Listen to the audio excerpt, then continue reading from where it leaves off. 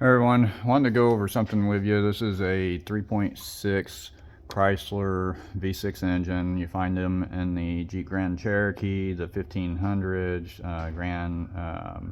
the Wranglers, all types of different Chrysler products. If your oil pan's leaking, then it's pretty simple to change if it's the lower one. The upper one's a little bit more difficult, takes more time. If you look underneath your vehicle and you want to verify that the shop is telling you the truth as far as time it takes, this top one, according to the book, I believe it takes like 4 hours to do the book. My book doesn't even show doing the lower pan, but you can see the lower pan right here. Now, you will have some covers and plates underneath here that has to be undone, but you might want to look underneath your vehicle before you go take it in to see exactly where the leak's coming from, because if the leak's coming from the lower pan and they quote you 4 hours, they're ripping you off. I've seen it several times where it is a slower pan. I've replaced quite a few of the gaskets on this one.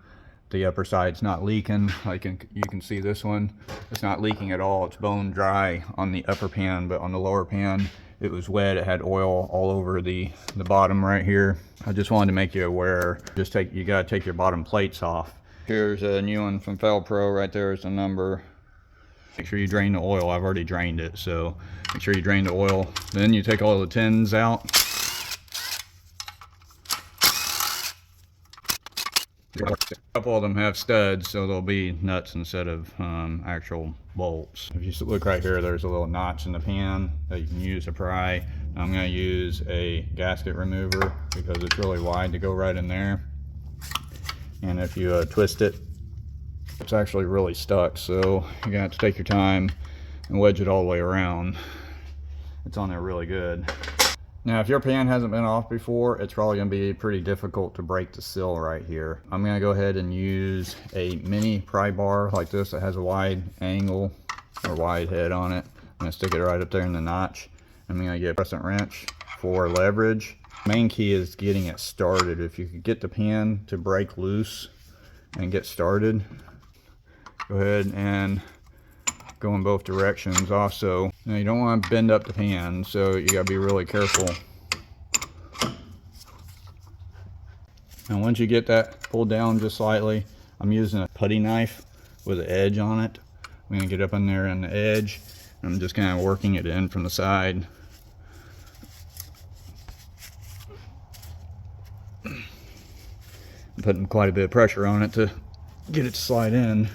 And again, it's just taking a little bit of effort. It's not really easy. They put some really good sealant on this. Now, it's a really tight spot up here. You got to be patient. It's going to take a little bit of time to pull it down. I'm working that putty knife in there.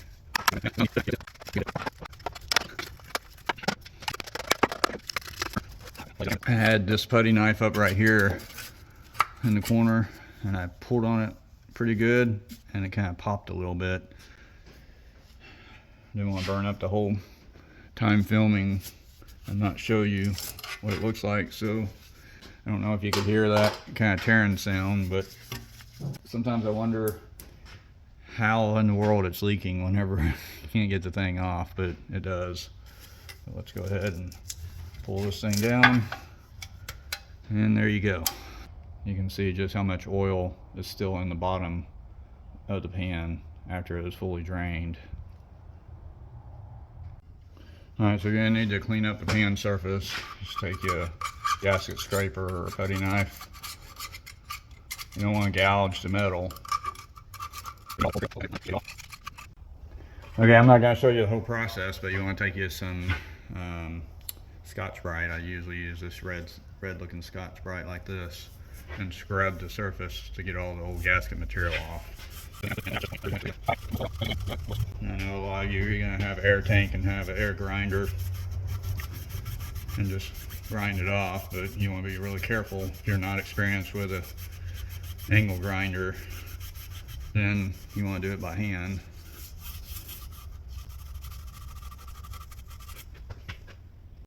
Alright, go ahead and do the same thing for the pan. This is so stuck on here, it wouldn't hardly come off with that Scotch-Brite, so I'm going to go ahead and use the angle grinder. Just be careful, and it's not as important on here because this down here is steel, the block is aluminum, so this here you can get a little bit more rough with it.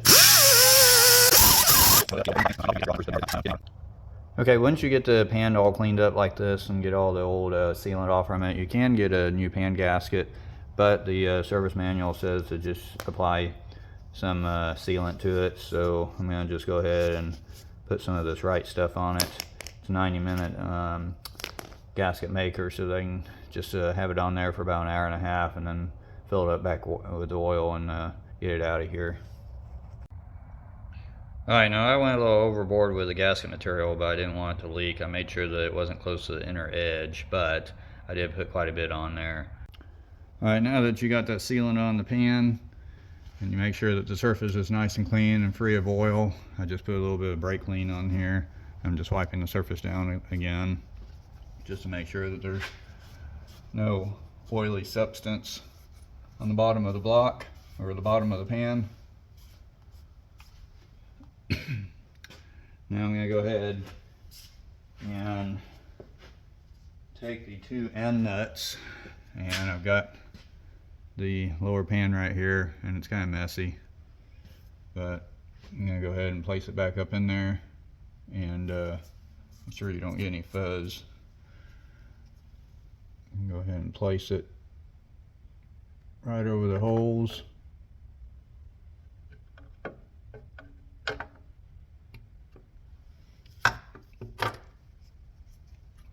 Put those nuts in there.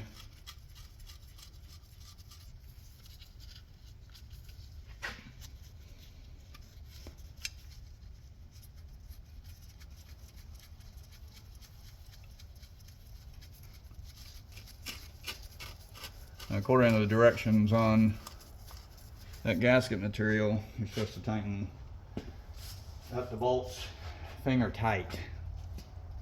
So go ahead and put all your little bolts back in there.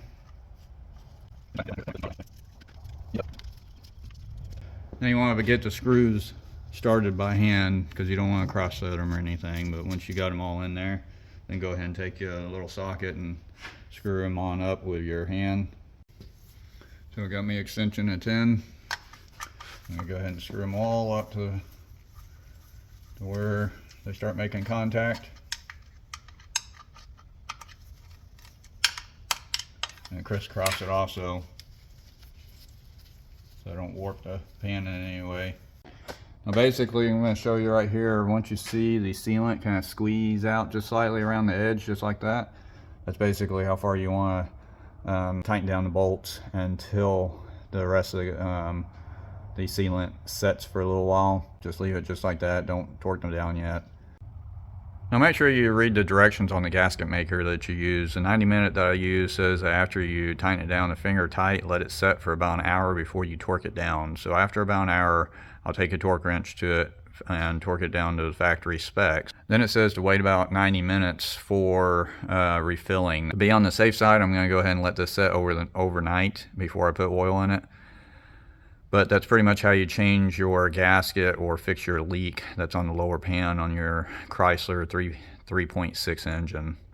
Anyways, thanks for watching the video today. If you haven't already, please hit that subscribe button for me, like it, share it. Let me know what you think in the comments below. Stay tuned for more videos, and we'll see you in the next one. Thanks for watching again, everyone.